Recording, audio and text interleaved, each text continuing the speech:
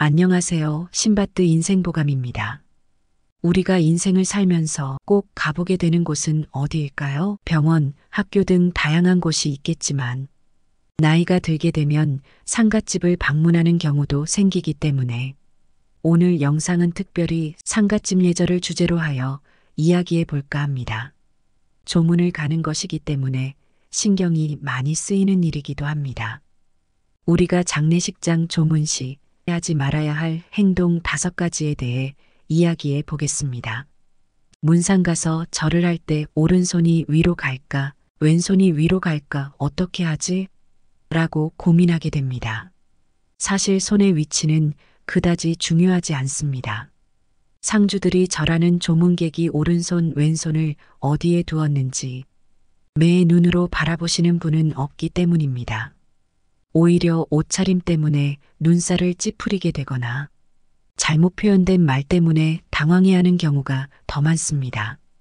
오늘은 조문 가서 제발 하지 말았으면 하는 내용을 영상으로 담았습니다. 누군가 제발 이러지 맙시다 라는 문구가 나올 것 같은 5가지 행동들입니다. 첫 번째, 노출이 심한 의상입니다. 조문 시 노출이 심한 의상은 제발 삼가해야 합니다.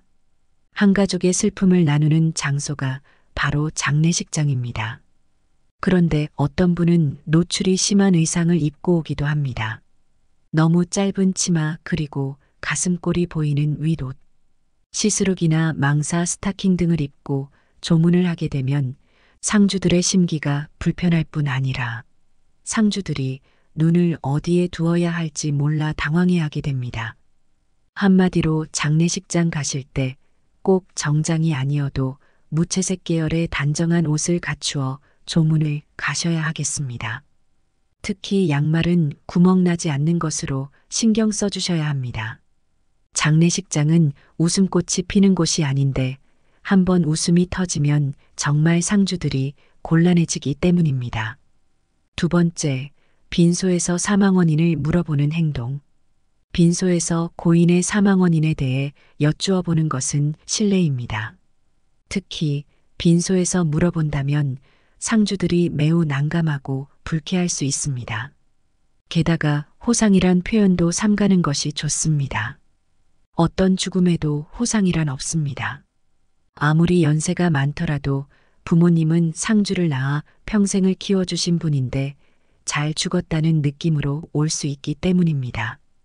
힘들게 시간 내어 조문까지 왔는데 말 한마디에 굳이 미움을 받을 필요가 없습니다. 기독교의 경우는 삼가 고인의 명복을 빕니다. 라는 표현도 신뢰되는 표현입니다. 차라리 아무 말하지 않고 묵례를 하고 나오는 것이 더 지혜로운 방법입니다. 조문 와서 어떻게 모셨고 어떻게 돌아가셨다는 등 이런 질문을 하시는 건 황망한 상주에게는 아주 큰 실수라고 보시면 되겠습니다. 그럼 어떤 표현이 좋을까요? 상심이 크시겠습니다.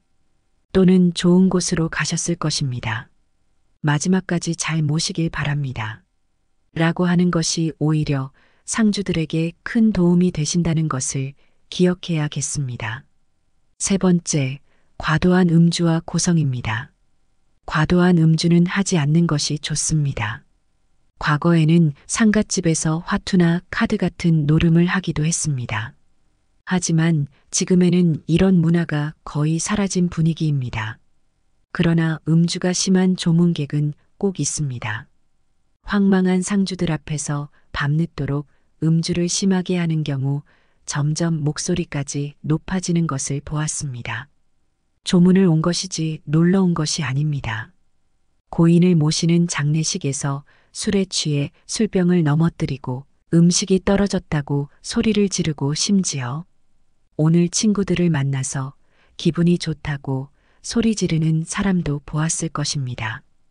정말 때와 장소를 가리지 못하는 사람은 되지 말아야겠습니다. 본인이 주사가 있다면 식사만 하고 빨리 나오는 것이 좋습니다. 친구인 상주는 이해할지 모르지만 다른 상주와 상제님 그리고 친인척들은 그런 모습들을 봤을 때 어떻게 받아들일 수 있겠습니까? 상주 곁에서 위로를 해주지 못할 망정 절대 이런 행동은 아니라는 것을 꼭 기억하세요. 네 번째, 조문객인가 아님 동창회인가? 조문하고 식사를 하다 보니 동창생들이 하나둘 모이기 시작합니다.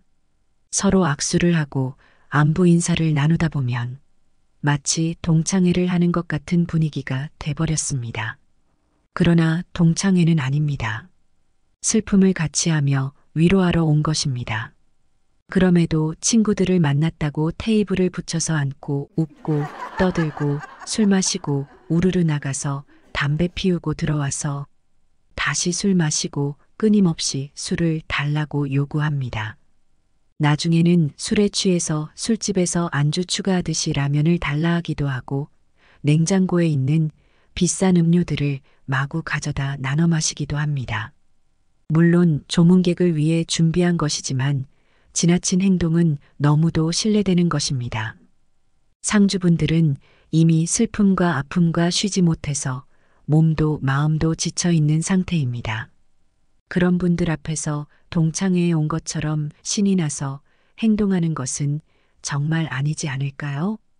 다섯 번째, 일하는 분들에게 함부로 대하는 행동.